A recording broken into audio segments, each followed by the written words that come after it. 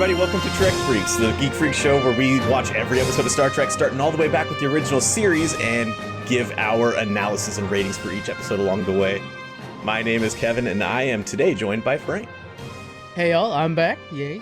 Yeah, you took my place last time, now you got John's place this time. Yeah. We are talking about Season 1, Episode 13, The Conscience of the King. I promise I have notes. Normally this would be the time when I ask a question for you to answer, but I think I want to save it for the end this time because it has to do a lot with what we're going to be talking about from this episode. Okay. And ties in directly to the story, so we'll skip that for now, leave a little cliffhanger for you listeners there. Oh, nice. Yeah. And I guess we'll just get started with the warp speed recap. Yeah, here we go. The Enterprise is in orbit of Signia Minor, where Captain Kirk is meeting with an old friend, Dr. Thomas Layton, under the pretense of the discovery of a sustainable synthetic food source. What Layton really wants Kirk to see is the main actor of a traveling theater group, one Anton Caridian.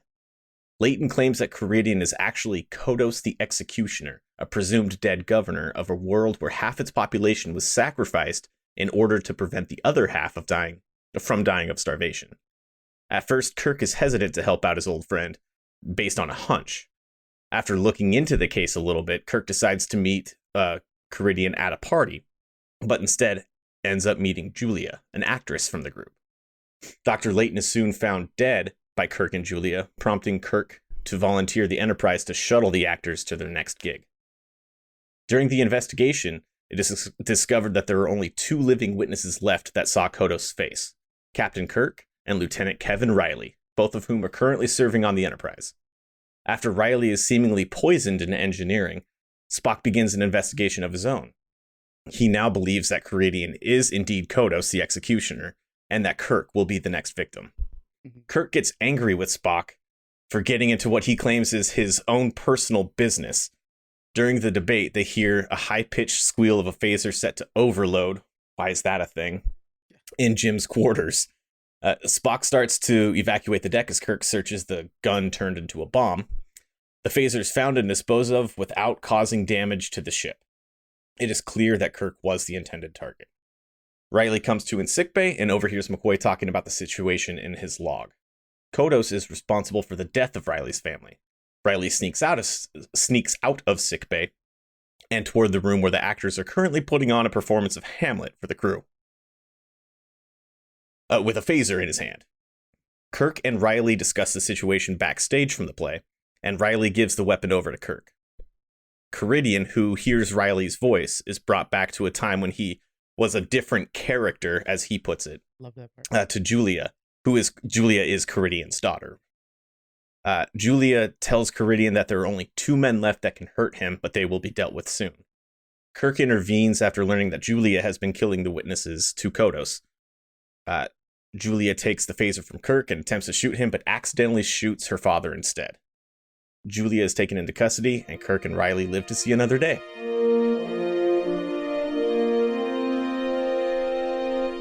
I like Riley. I'm happy he's back for this one. Yeah. Gun turned into a bomb. Boy, that seems like something we'd have today, huh? It's pretty... Definitely seems like something that probably exists here. I was very surprised by that because they were saying, like, it'll take out the entire deck. And then later on, he says it would take out several decks. How powerful is this thing? Like, it's just a phaser. I was really surprised. And then the like garbage chute thing that he threw it down, how did that not damage the ship? Yeah. Like, well, you can feel... Yeah. I feel like it was like something that goes like directly to space. Like everything that goes in this hole goes to space. Like, yeah. I hope. Yeah. All right, before we get into any analysis of anything specific in this episode, what did you think? What was your first impression of this episode? Okay, this episode really sucked. It was a really bad one. Are you kidding me? Look at the reaction. This is the worst episode I've seen so far. I really dislike this one. Yeah. I was like, man, I got the menagerie, which was hard to cover. Then I got this turd. Man, where's That's so funny because a few episodes back, Yep. I don't think you weren't on the episode that we talked about it, but you said that it was your favorite episode, but I hated it. I thought it was a complete stinker. This one's been my favorite episode so far. Oh my God, you're so wrong. You know what's funny though is that most people, the audience, agreed with you. Really? This episode did so badly in its first airing that they didn't re-air it afterward. Oh wow. But Ronald D. Moore, the guy behind a lot of Star Trek Next Generation, Deep Space Nine, and Battlestar Galactica, said it was his favorite episode of the original series. And Matt Groening, the creator of The Simpsons, actually named Kodos from Kodos and Kang based on Kodos the Executioner in this episode. So obviously some people liked it. Maybe it's just some of us particular people with particular tastes that liked it, but I loved it. I thought it was more drama and less just space stuff. There is the classic Star Trek debate in there where, like, we'll talk about it, I'm sure, later on. The, like, eugenics versus perception and stuff like that and all kinds of things like that, which that is very Star Trek. The fact that it's, like, higher level thinking out of a team. The fact that Matt Groening likes it, that actually makes me rethink my opinion on it. I thought that might. Maybe I'm wrong here. Wait a minute. But, yeah, there are good elements, but that one that you disliked from before was like, that's classic Star Trek. That was so good. Space battles and whatnot. Yeah, I don't know. Yeah, it just had a lot less action, but I like it when it has more story development, more drama. Yeah. Honestly. Yeah. Because it ties, you can tighten your head to more modern stories and it doesn't have to be science fiction. But it is science fiction, so you expect some of that other stuff as well. Basically, yeah, they've talked about it before where science fiction is just the genre where we can more easily explain or analyze situations that we would be into today. So it's kind of like, we'll just pretend like it's science fiction, but really, we're talking about eugenics. Something very deep and heavy. Yeah. Right. And there's a lot of mental health that came up in this episode as well that we'll get to. Oh, yeah. And a lot of overarching themes that continue throughout the rest of Star Trek, not just in the original series, but in later series as well. Yeah. But let's go back to the beginning of this episode when they're watching the play of Macbeth. Mm-hmm. Did they try to not reveal that Leighton had his eye patch, or he had like half of his face covered up due to something? They so did, and that thing is so freaking big and gross and stupid. And you can see like how like they cut that fabric the day of applying it on his face. I was just like, at some point, guys, I mean, like, put a sticker. I mean, it would be a lot easier for the actor. We'd believe that there's something underneath there. Instead, he's like, my head's twice its size. And he's got like it's like they put cast on heads in space. Yeah, I thought that was so silly. What'd you think of that thing? Yeah, it was dumb. It's standard Star Trek, the original series. Yeah. Like, I'm able to see past it just because it is Star Trek, the original series. Yeah. Most of us come to expect stuff like that. But yeah, that was a little overboard, I think. Especially with the reveal. Like, the whole time we're only seeing one side of his face and we're like, okay, we get it. The eye patch is more than just an eye patch. And then sure enough, he turns and you're like, it keeps going. He just keeps it's more and more of it exposed. I was kind of expecting it to be sort of a Captain Pike from the Menagerie where like his face was going to be burned or something, but they just put like a piece of cloth over part of his face. Not laziness, but maybe budget concerns. We'll go with that. Maybe that's why that was so bad. So during the play, Caridian, the main actor who's playing Macbeth, is the guy that Leighton wants Kirk to pay attention to.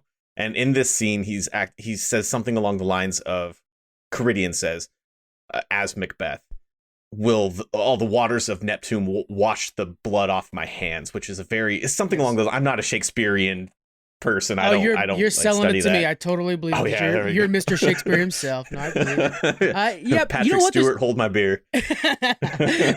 Actually, I want to see Shatner do all kinds of Shakespeare now. Now I'm thinking about it. But yeah, there's actually a few different times where there are actually very poetic sayings in this episode, and that was the first one that I noticed. Because that, is Kodos. I mean, he's a bad guy. I think he's still a bad guy, but there's this thing where he's haunted by his past, and he just won't shake it. And then when you realize, some more of the turns that are coming up, you're like, shit. I mean, I'm kind of like, I feel for this guy who I could still consider a murderer. And this is one of those things where he cannot get that blood off his hands. And I think it was even deeper than that. I think it was that he views at this point. We know he's Kodos, but at the point in the episode we don't know that because we don't even know what or who Kodos is at this point. I assume that, and throughout the episode we learn that he's kind of viewing Kodos as a character that he used to play, and he said that, I pointed out in the Warp Speed recap, I think he legitimately thinks that all these actors or all these characters that he has played, that Kodos is just one of them, and that he's trying to dissociate from past trauma that he himself caused. I would say he's definitely trying to dissociate from it. I think he believes that it was an action that had happened and that he had caused it. But yeah, it is one of those things where it's like, are you trying to just suppress it so much that you believe your own trickery? Yeah, that's up for debate. It's when he talks to his daughter later on about it, I think he still remembers doing it though, because he defends himself. Yeah, but in the same way that he kind of defends the other characters that he would play. I'd imagine I don't know if it's like method acting meets mental health crisis. Oh boy, that sounds interesting. Yeah, that's probably it. It was that line of thinking that got me to really enjoy and appreciate the episode. Was just seeing how they didn't really make him ever admit to being Kodos while still knowing that he was Kodos and he did all of those things in the past. Yeah, I don't think he actually admits to being Kodos ever. He says that he caused a lot of pain and has a lot of blood on his hands or something along those lines at the very end of the episode when he's talking to his daughter about it. God, but that's pretty much it. Everybody overacts so hard in this episode is unreal. Him and his daughter are like, they are stage actors off screen too. Like you could definitely tell. I chalk that up to them just being stage actors in the show. So everything they say, they have to add a little bit of extra flair to it or be like super into whatever they're saying. Yeah, it was a lot. Yeah. All right, so we're still at the very, very beginning of the episode before the opening credits even start. We can skip around a little bit, but the last thing from this beginning part that I want to talk about was the whole reason that Kirk was there to begin with, and that that Leighton had told them that he had come up with some sort of synthetic food that could cure hunger on a galactic scale, essentially. Yeah. Jonathan and I have talked about this before. We know that replicators don't necessarily exist at this point, but I don't know when they became a thing, and I'm trying to imagine. They've talked about food so little in the original series so far that all I've seen is them talk about turkeys and meatloaf, and then they've eaten those little colored cube things that you see sometimes. We saw that the cube things are back in this episode too. Riley's eating those, and with a glass of milk, which I thought was kind of odd, but yeah. Right. Well, you got to wash everything down with milk. Of course, that was the thing back then. Cows in space. Exactly. Yeah. Why would they actually need the synthetic food source if they've already got those like protein cubes or whatever they are? Isn't that exactly what that is? They might just taste nasty. Like it might be a thing where they're like, they're made with bugs like Snowpiercer or something like that. Maybe they just want something that tastes a little better, or they're not energy efficient. Could be that too. Okay. That's fair. Something like that. We have to figure out. And like maybe some planets can't hold those food cubes as well as others. Like if it's like a dune planet, it's like, oh, they don't do good in dry air or something. I don't know. There's a lot of caves in Star Trek so far, so it might be something that doesn't do well in caves. Yeah. A lot of the same cave reused over and over again, too. All right. When later on, when Kirk is doing the very beginning of his investigation to see if he even wants to entertain the idea that Caridian and Kodos are the same person, he goes through the computer records and he notices that there are no records of Anton Caridian prior to 20 years ago. And that's right when Kodos' life ended, essentially. Why was that not enough for him just to be like, okay, this is definitely him. We should do something now and just alleviate the entire stress of the episode. Yeah, I don't know. And it seems like such a loop or a plot hole, too, for Kodos not to cover his tracks, like just make a backstory. Like, yeah, I worked at Walmart for how many years? Like, just do something. And that actually kind of leans into your mental break part too, because it's almost like new life and does, he like ditches the old life, doesn't really think about it anymore. Yeah, to me, I thought that was a real loophole.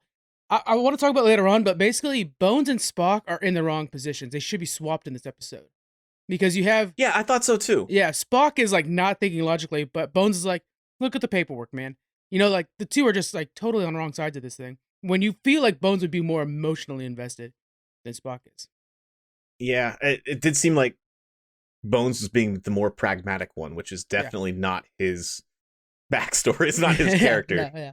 Um, there was some back and forth between them that we'll definitely get into later that I thought was really good character development for them. Yeah. But I don't have it right in front of me right now, so we'll talk about that later.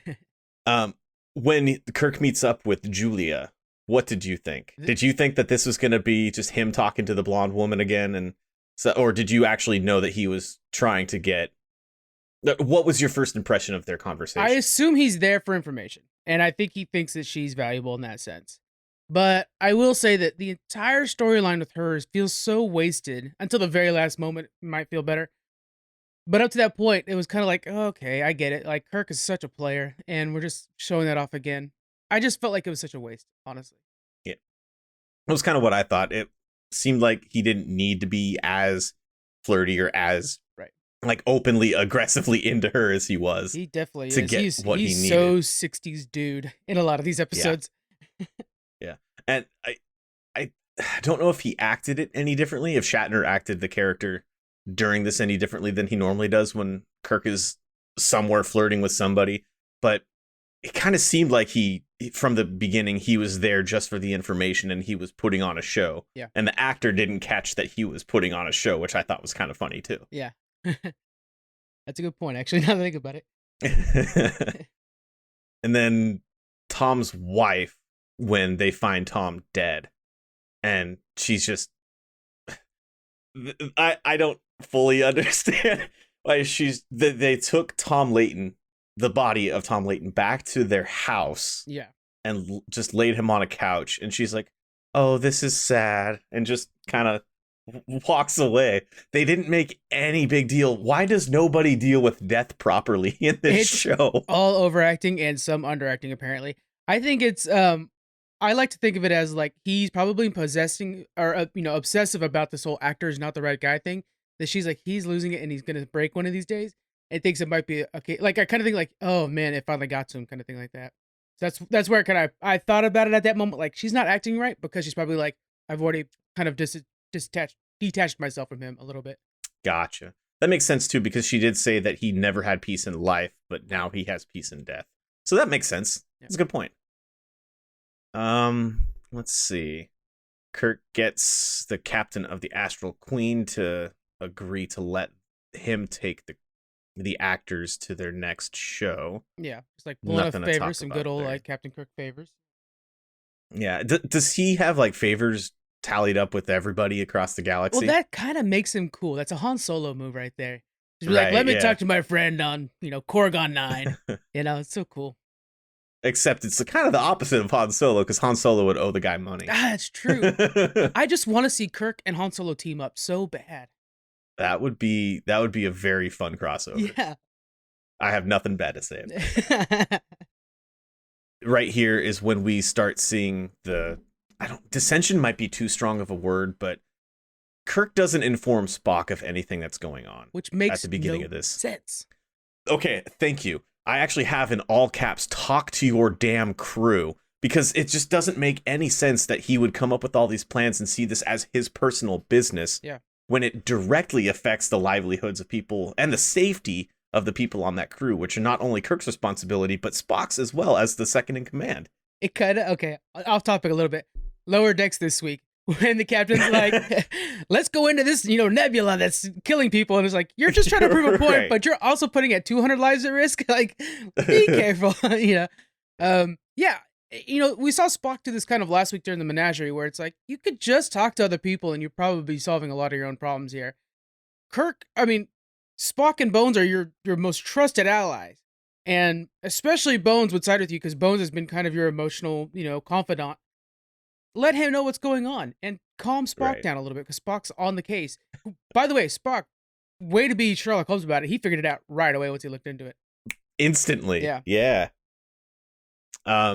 Kirk finds out that there's only 9 witnesses that ever saw Kodos' face during all this, which is weird because Kodos was the governor of a planet. Yeah, we know 4,000 people survived. Did 4,000 people not see that? And by the way, one other one happens to be on the ship, a young guy who doesn't... Right, yeah. He looks like he's barely over 20 years old, and yet this thing happened 20 years ago. So it's all kinds They of didn't. questions. Yeah, they didn't even attempt to hang a lantern on that. They just yep, there's 2 people left now, and they're both on the Enterprise. Go. The yes and. So many unbelievable, like, I don't know. I would think this event, like, you would kind of remember the 9 guys that were there with you. And at what point did you like, oh, Riley, remember that one time we beat, a dictator on a planet? Oh, hey, good to see you. You're going down to engineering now. Like, it doesn't make, I don't know. To me, it seems like too many plot holes in this thing. Yeah, maybe I think Riley was probably a kid and somehow just randomly saw Kodos' face back then. Yeah, maybe he's like the what's his name? From Wesley or whatever from Next Gen. Maybe he's kind of like that, like a young guy. Yeah, well, I think he was back then because I mean this is 20 years ago, 20 years prior. So when he actually ever saw Kodos' face, that's why he didn't recognize his face, but he recognized his voice the same way that Leighton did. Oh yeah, okay, that makes sense. Yeah, I don't think they saw him or witnessed him at the same time. I think they had just both seen his face at one point, and somehow the computer knew that. Yeah, okay, I'll go with that. Just so my brain stops hurting. This is funny because I have a pretty bad headache talking about it right now. Yeah. So there's only 2 of them left. It's Kirk and Riley. Yeah. And like you said earlier, I'm glad to see Riley back as well because his character definitely deserved a little bit more for after what happened to him the last time we saw him. Spock and McCoy in sickbay talking about this.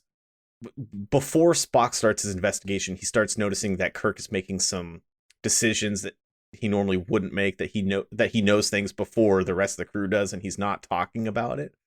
So he goes to McCoy to talk about it, which I thought was odd because they don't necessarily get along the greatest, but was also a smart move because Spock knows that McCoy is the other one that knows Kirk best. But while they're talking about it, McCoy says the chain of command is often a noose, referring to the seemingly odd decisions that Kirk has been making. Another good line in this episode. There are a lot of good little one-liner poetic stuff in here. I like it. Yeah, and I think that's one of the themes of Macbeth as well, is it not? I'm going to pretend like, yeah, I don't know. I honestly was hoping you would know because I didn't know if it was Macbeth or Hamlet that touched on that because I haven't read or seen either of them. I got Hamlet because that's Lion King. And I got Romeo and Juliet because, of course, school. So that's my 2. If you need those 2, let me know. Gotcha. Yeah, if you guys listening know anything about Shakespeare, you should inform us which one touches on that a little bit more. Heavy is the head that wears the crown, essentially. Oh, yeah. See, you know that one. Good. Yeah. Okay. The next thing I really want to talk about, Kirk is giving Julia a tour of the Enterprise, and all the lights are out or dimmed. And she's like, did you do this on purpose just to... Yeah. And he's like, no, there's a day-night cycle. We try to replicate Earth's day-night cycle as closely as possible on this ship. I like that. That was cool. Yeah, but they never do it again? Yeah, I've never seen it in any other Star Trek. Yeah. It's legitimately this episode only just because they needed the plot point for her to say that line. Which she didn't need to say that line. So no, she didn't. Yeah. It was absolutely unnecessary. They made a really cool thing they never use again, and it's very simple. Like if they just had the lights dimmer during nighttime shifts or whatever. I don't know why they did that. I'm not sure what the point of that whole episode. Like even that scene that whatever that set that they made. They don't use that set. I don't think anywhere else where it shows like the big windows on one side and big windows on the other. It's kind of a unique set. Yeah, the observation lounge or whatever they call it. Yeah, it's really weird. I think I'd read that was the only time that they used that set ever in the original series. I do seem to recall other times on other series, I think Voyager, where they have like a day-night cycle from time to time whenever it, like, when there's the night crew running the bridge and then the day crew gets on. I think it was when Ensign Kim was running the night crew, like he was like the head of... he had the con or whatever during the night shift, and then when the day shift comes on, Chakotay turns the lights on, and I think they do revisit that later. Yeah, but not in the original series ever again. Yeah, that I can recall. Yeah, that is weird. She's like really laying it on heavy in this one. I'm noticing like she's got her flirting up to 11.5. She says something like, "You're powerful and throbbing like your ship," which, by the way, we'll revisit that line because it comes important later on. But yeah, I was like, "Hey, girl, come on now." Yeah, yeah, that's some spicy foreplay right there. Yeah. Oh my goodness. At this point, do you think Kirk is like he's into her? He's not trying to play the games anymore. I think it's both. Okay. I think that he's into her and he's trying to get information out of her. What a tricky spot to be in. I'm trying to find out what her motivations are for laying it on so thick to him. Especially when we learn what she. Well, can we talk about what she knows? What she does at the end? Because we. Oh yeah, of course, yeah. She's gonna try to kill him. So right. Why is she flirting so much? I mean, like I don't. You have him by himself right now. Like just get a syringe and off him right there. Right, yeah, or spray that milky poison on him or such a water, like it's like a water bottle from Walmart. I swear they're like, we need something at last minute. Some things I guess last for centuries into the future. Yeah. I don't know, the spray bottle technology is pretty high tech, man. Yeah, we got it. We nailed it down, guys. I think, yeah. Yeah, I just, this whole scene, her as a character, I just don't like any of it. And this whole scene, I was kind of like, so, okay, let's talk about it now then. She says, you're powerful and throbbing like your ship. Okay, which the throbbing part threw me off, so I made sure to remember that. Then later on, when she's like revealing herself and giving her, mono speech, whatever, she's saying, you're like your ship, you're powerful and cold. So my whole thing for this thing is like the duality of perception. The same thing, he's like his ship, has two different meanings. One being that he's like full of life and vigorous and stuff like that. The other one saying that he's like dead inside because the ship's hollow and empty and stuff. So we see that throughout all of this stuff. Like Kodos's perception of the situation. Was he saving lives? Was he, being biased and only saving those that were? He actually literally says, basically he saved the ones that he liked. So, yeah, it's a tough one here. This like throwaway line later on I revisit because she's looking at it in two different ways based off the situation she's in. Yeah, that's really strange that they can do that and that they chose to do that in this episode. It's like just pick a lane. Yeah. Yeah, I like how they always refer to Kirk either being like his ship or being in love with his ship, and that it's the one true thing in his life that he will absolutely love until the end of his days. And you see that that's true throughout Star Trek. Yeah.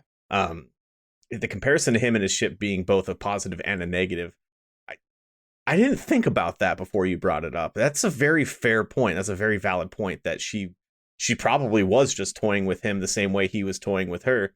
Like she wanted to get close to him to kill him and figured she'd get a couple jabs in at him by comparing him to the coldness of the ship before. I don't know. She was kind of all over the place. Yeah, the whole episode though is about, I think, duality of perceptions.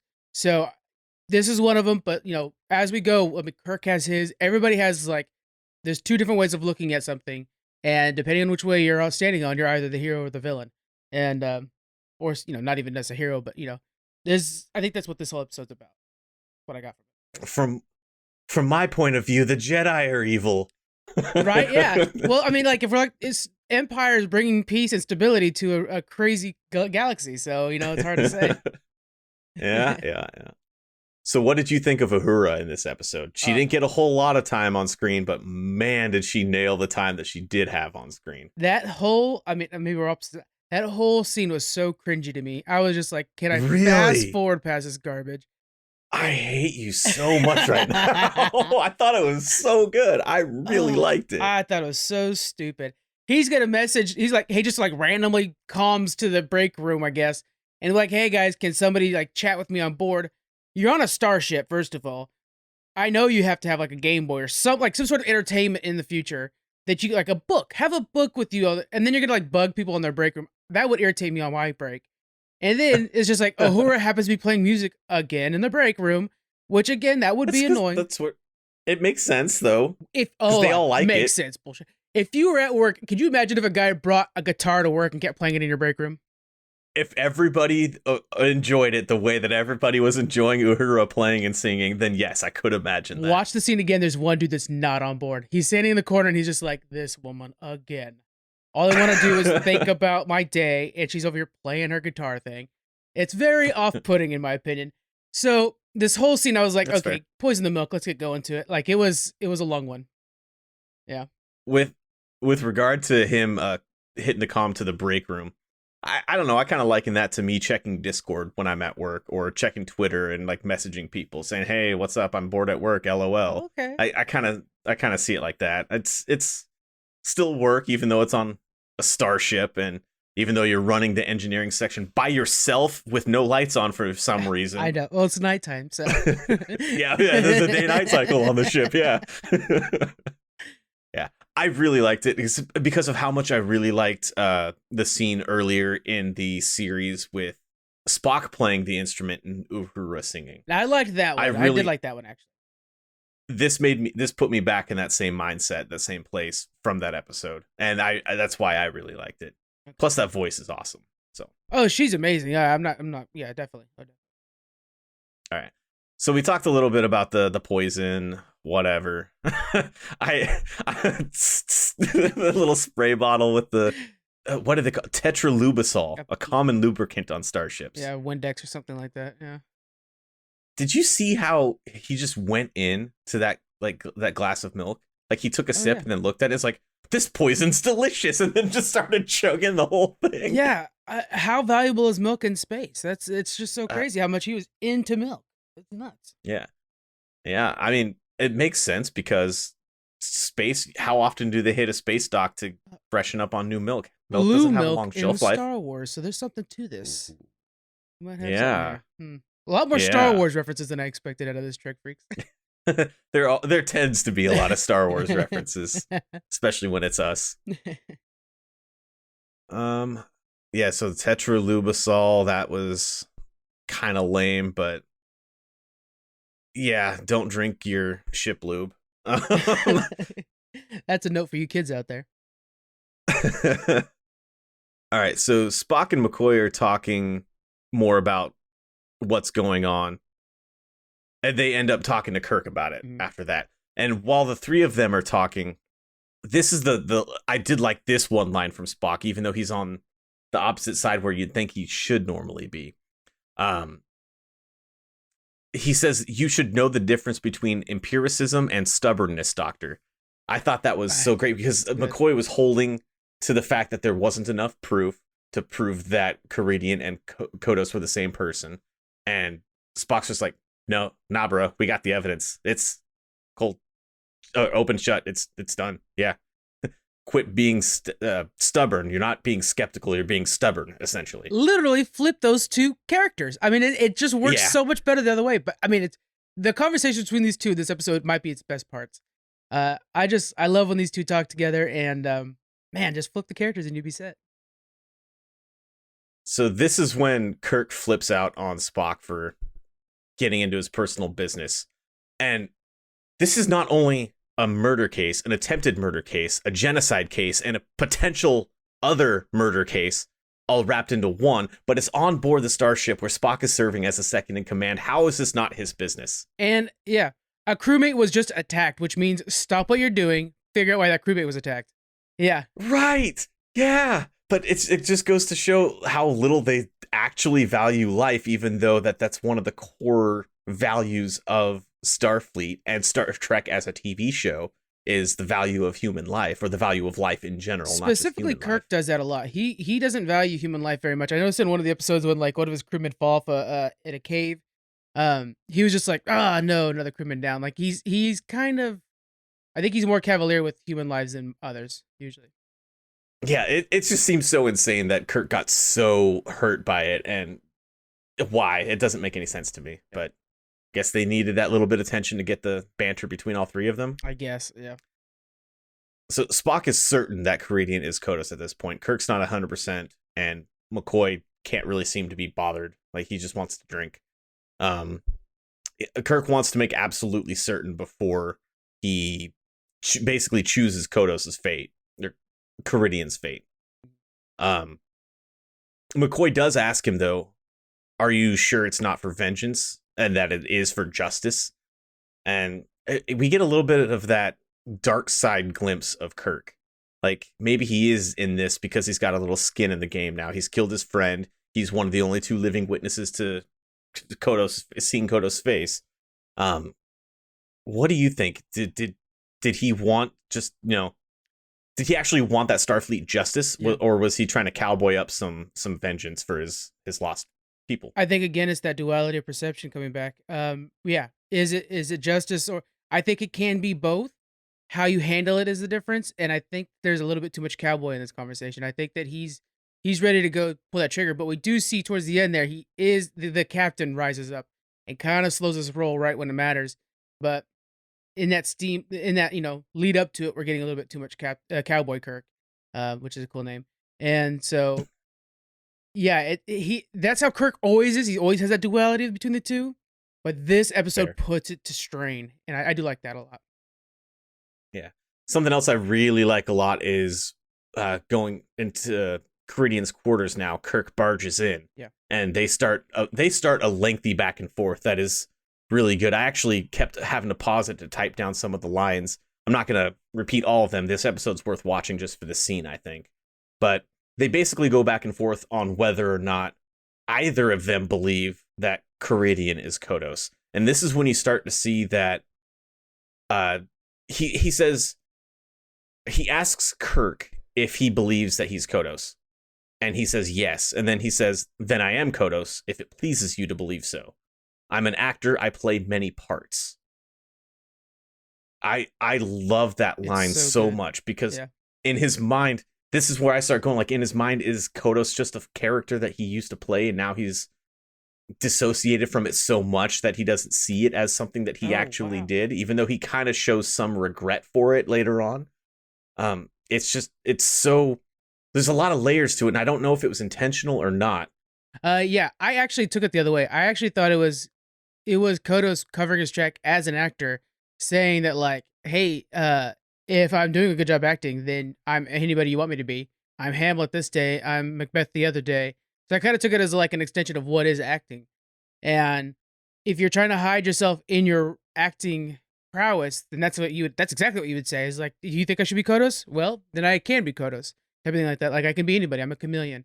So yeah, I just took it as like him kind of proving that he's not only an actor, but a damn good one. That's probably what they were actually going for, because Star Trek isn't known for being subtle about their messaging. They're usually pretty heavy-handed, and that would be the more obvious route. I didn't see it for some reason, even though it is the more likely route. That's probably what they meant, but in my mind, that's what the scene will always be, is that he's just dissociated so much from being Kodos that he's just another I like your version character that he played. Yeah. It's more headcanon. I love Trek Freaks headcanon. Oh, gotta love it. Gotta love it. I'm trying to picture the shirt, and it would be like a Star Trek phaser being shot out of a head. It'd be a headcanon or like a torpedo tube or something. Oh my god. I can't even begin trying to draw that. That's fair. I'm coming to you, Fiverr. Get ready. So Kirk has Caridian do a little voice test with the computer. He wrote down a speech from Kodos. This part was cheesy. I didn't care for good. this. I'm glad you're on board with how cheesy this was. Yeah, this was really bad. So it was a speech from Kodos from back in the day that Kirk remembered. He just knew it off the top of his head, and he scribbled it down on a piece of paper. When do you see paper in Star Trek ever, by the way? Right. That threw me off, actually. Yeah, you're right. So the computer would be able to test his voice against Kodos' voice, even if he like changes his voice somehow, as an actor would do to play a part. This was just so cheesy and unnecessary for the episode altogether, because they don't even really take it into account. Yeah, I mean, there's all kinds of things that's like, okay, first off, he's 20 years older, so your voice changes. There's all kinds of things. But I will say, I think he wrote that down at the time Kodos was saying it 20 years ago. I think that's why it's on paper. It's because he was like out on the battlefield and he heard Kodos saying this. Is like, I have to document this madman's insanity. And so I think I like that. That's why if you look at the paper, it looks like it's worn. I can imagine it was like in Kirk's book or something like that. Like it's something that he stuck with because he's like, this bastard, you know? Gotcha. And during this, halfway through, Caridian puts the paper down, so he's not even reading it anymore, and just recites the rest of the speech. And this goes with what you were saying, that he can hide himself in his acting so well. He tells Kirk that I'm an actor. I learn my parts quickly, so that he didn't need to keep looking at the paper to recite the speech while doing this stupid speech test. Well, I think mid reciting the speech, I think he's believing it again, and he's just like, he knows those lines because they've rung in his head over and over again, and he tries to sleep at night. Like, so I think he's like, I know these lines because this is how I justify the murders that I've committed in the past. you know. Yeah. See, and I viewed it as him going back to being that character of Kodos. Like, he fully envelops himself in that, and he's in the mindset. He's like, this is exactly what I thought. So we're probably along the same lines as each other, just with different justifications. There's one word I want to make sure to bring up this whole speech of his, is he says, he basically is going to, you guys are going to, 50% of you are going to die so that the more valued members can live. And that's the most important word of his entire speech right there. We'll talk about that. Yeah, and I think that was the only time that anybody had ever said that there was any difference between the 4,000 that lived and the 4,000 that died. Mm-hmm. And what this value actually is. Did they ever get into that later? They didn't, but that's the point. If there's your perception of value. Of duality. Yeah. Exactly. Yeah. So at this point in my notes, I wanted to talk about this, and this is the key of the episode, is at this point, is Caridian still Kodos? Yes, they are the same person. We know this as the audience. Kirk is pretty sure of it. Spock is certain of it. And Caridian knows it too.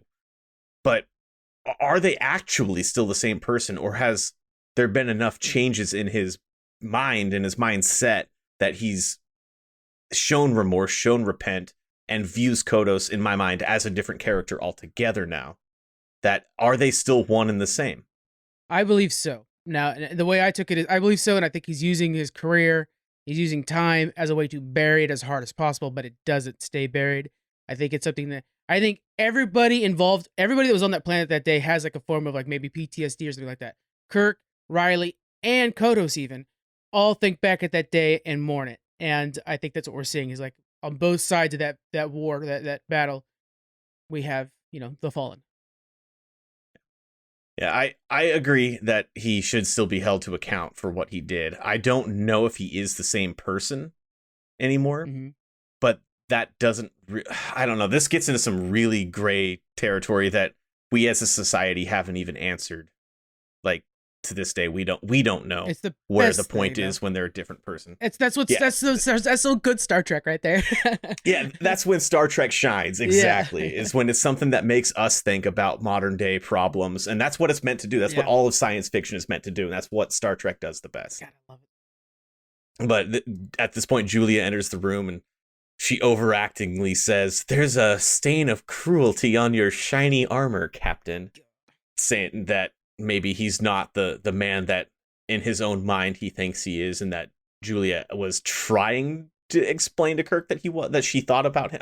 I don't know. This whole Julia character is just out there. It's not okay. Look, it's not politically correct. I'll say that. But this is probably where the term came from. This bitch is crazy. Because oh my God. And as she's like starting to like, it was me the whole time, and her eyes like widen up, you're like, oh no. You are going into a beautiful padded room, woman. You are done with this earth. Okay, so we can basically skip to the end now, because right now we know everybody's part. Yeah. There's the play, the play of Hamlet. Riley breaks out of sick bay and sneaks in, plans to kill Kodos, Caridian, whatever. Doesn't get away with it. Kirk talks him out of it. Julia kills Caridian on accident. Yeah, one part I want to make sure to mention is while Riley and Kirk are talking, Kodos hears them talking in the background, which I wasn't sure if he could hear him.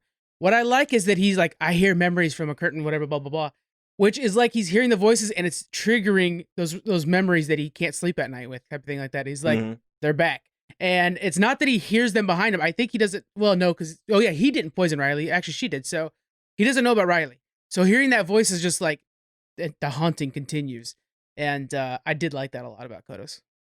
Yeah, I like that a lot as well. And he describes it as hearing a voice from his past, is what he says, from a previous character. And I know that he could just in his mind try to be explaining to Julia that Kodos to him is not who he is anymore. He's changed. He's evolved as a person. And that what I did in my past, he's now telling Julia as a character that he used to play to try to lighten the load on her, because his whole motivation is to keep her hands clean, even though she's been trailing behind him, killing everybody to try to protect him, which is even more stupid, because that's exactly what led Spock to figure out that Caridian and Kodos are the same person. Yeah, she was very sloppy about it. Yeah. Yeah. I don't think there's really much else that I want to touch on specifically in this episode. I want to say one more line real quick that I think, because again, so many great lines. You've actually made me like this episode more as we're talking about it. That's usually what happens with John and I too. Yeah. The play is over. It's been over for 20 years. God, that hit me. Which is like, that was a good line. He's been putting on this facade, trying to not be Kodos for so long. And he's finally, it's almost like a relief that he can be just like, I'm this asshole that had such a terrible decision. And, me and Jonathan talked about this episode beforehand. And he's like, look, yeah, if those ships didn't arrive in time, he would have been a hero. And I was like, no, because there's still the idea that you chose which one lives and which one dies. And we don't know what you considered valued. Are they people who look like you? Are they people who are wealthy like you? You're a governor, so you were around a lot of wealthy people. Was it all your friends? And it's just, yeah, man, it's a tough one, going into this stuff. Yeah. Yeah, and that last part that you were saying that it kind of was able to let down the facade lends more credence to your description of his character, that he was just trying to hide into his acting to get away from what he did in the past and try to hide from it, as opposed to being fully enveloped in it like I was considering. Yeah, you're probably right. I still like to think of it the other way. They're both fun, yeah. That it's yeah, it's so rare that Star Trek or anything in pop culture really touches on mental health, and I think it's such a big thing that nobody talks about like they should. And maybe it's because people don't want to say something. Like I'm kind of tiptoeing because I don't know enough about different mental health issues to talk about it. So maybe that's part of why they don't. But I think this would have been a great episode for something in the 60s to touch on, of all things. The late 60s, this stuff was never spoken about.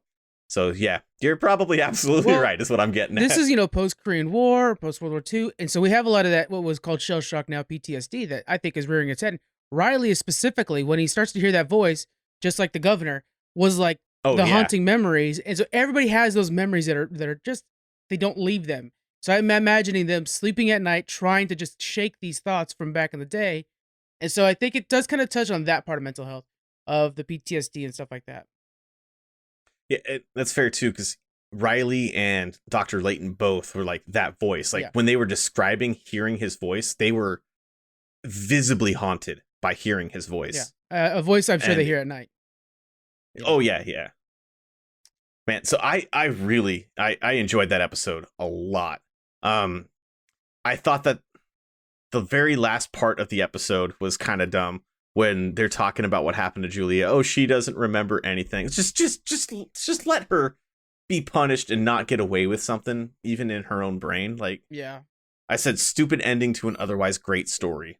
I thought that the entirety of Julia could have been out of this episode, and it would have been that much better for it. I think it would have been. Yeah, it almost would have been better if like Kodos was killing them, but not like intentionally. Like it was like almost a duality or personality. Oh god, I keep saying duality in this episode, but like a split personality kind of thing, where like I thought that's what that would have been cool. That's kind of what I thought the whole Caridian and Kodos thing was in his mind, was like a split personality dissociation and being two different people in one body, essentially. Yeah, after the events of that day, he broke and built a new person who was an actor who puts on masks the whole time. Yeah, exactly. The allegory was right there. It was so perfect that in my mind, that's what this episode was. And that's why it was such a good episode. Yeah. Come on, Gene. We could have helped you out with this thing. Yeah. You've definitely sold the episode on me. I'm much more of a fan of it now than I was an hour ago. Nice. So at this point, I only had two questions that I wanted to ask. Okay. Is Caridian actually still Kodos? And we touched on that already. Mm-hmm. We both basically said yes I said yes with an asterisk. And I have a smaller asterisk. We don't need we don't need to touch on that one anymore. The needs of the many outweighing the needs of the few was the other running Star Trek theme that I saw in this episode. Him killing 4,000 of his own citizens off to save the quote more valuable 4,000 people. and Spock immediately saying, no, that's despicable. He shouldn't have done that. But he's always the one that's preaching the needs of the many outweigh the needs of the few. Spock dropped the term eugenics in this episode, which is a very hard term to drop 20 years after World War II. So right, that's a pretty tough one to hear. I mean, there's just so many clear allegory. Like they're just really tying it into that. And so I think in any other sense, like, yeah, there is a whole like morally gray thing and stuff like that. But I think in this one, if they didn't, it's like they could have made this easier if they just didn't try to redeem him at all. Like if there wasn't the one line about how like, yeah, if those ships didn't come sooner, I'd be fine. If that line didn't exist, then this episode would have been a lot better. I mean, it just would have been easier to analyze, I guess, because it's a tough one. You're almost kind of siding with it by the end. Yeah, see, I definitely am not. It's just it's more of people trying to wrestle with their own inner demons, I guess, is kind of what his character is supposed to be a reflection of. Yeah. But I just thought that obviously what he did was wrong, and anybody could look at it and say, yeah, killing 4,000 people to save 4,000 people is wrong. But it's the trolley question, like the trolley problem. That's exactly what it is. And instead of it being, do you sacrifice one person for 3 people, it's do you sacrifice one person for 1 person? And how do you make that choice? And it's based on perceived value. And what does that perceived value entail? And it just goes on to the next question, the next question. So, okay. And he just made a decision. In that same boat, say, how would you approach the situation? You're leader of a planet. You have 8,000 people on it. And you don't know the ships are coming early. You think, if I don't kill half these people, they'll all suffer and die. What do you do? I am not a leader. I don't have an answer for that question right now. I don't think I would kill or even ask for volunteers to kill themselves. I don't think that that's something I would do. Maybe that's something that people would choose to do on their own. But I don't know. He was like a bad leader to begin with from the sounds of it. Yeah, I don't know. I don't know. I think I would, ask for volunteers first and then do like a lottery system, I guess. I mean, how, It's the Hunger Games, man. Well, hey, if you're going to set up a Hunger Games, I like those movies and books, but, no, but I mean, like, yeah, then 8,000 people die instead of 4,000 people dying. You know what I'm saying? So, what do you do? God, that's a tough one. That's the question that I don't think that they were expecting the audience to ask, but here we are asking that question. And that's actually the question that I wanted to ask to our audience as well. Is what would you do in that kind of situation? And do the needs of the many in that specific instance outweigh the needs of the few? Yeah. I really want to hear other people's takes on this, and try to form my own opinion, because it's a really hard question to answer. It is. Did you have anything else on this episode that you wanted to touch on? It was an okay episode. The next episode will be better. I will say that, because we actually have, I like some good people coming up on that one. Let me know what if you guys on the socials and stuff like that, let us know what you guys thought of this compared to the rest of Star Trek, because there are times where they lean into an episode like this and times where they go way away from it. I think there are, like, the question is Star Trek, but like a lot of the other stuff was just a waste. I think this episode could have easily been a half an hour, but it's a tough one. Yeah. That's fair. I really liked it. What rating would you give this episode on a letter grade scale? C-, probably. Damn, dude. I give it an A. It's my favorite episode thus far. Wow. Even after talking about it, it's still an A. And mine with the alien baby, I'd give that one an A. The one where I don't even remember with like the shape that they come across. The mannequin. Yeah. Yeah, that was definitely like a D- for me. That was a terrible, terrible episode. I disliked that one so much. This is what I love about Trek Freaks, though. People getting different things out of each episode and liking them or not liking them independently. That's great, yeah. Join us next time. We will be talking about episode 14 of season 1 of the original series, called The Balance of Terror. Make sure to hit us up on all the socials. We're down. Check down below in the description. That's where all the social links are. Yeah. Let us know what you thought of this episode of Star Trek and this episode of Trek Freaks in general. And I've been Kevin. He's been Frank. And until next time, Transporter Room, tune to beam up.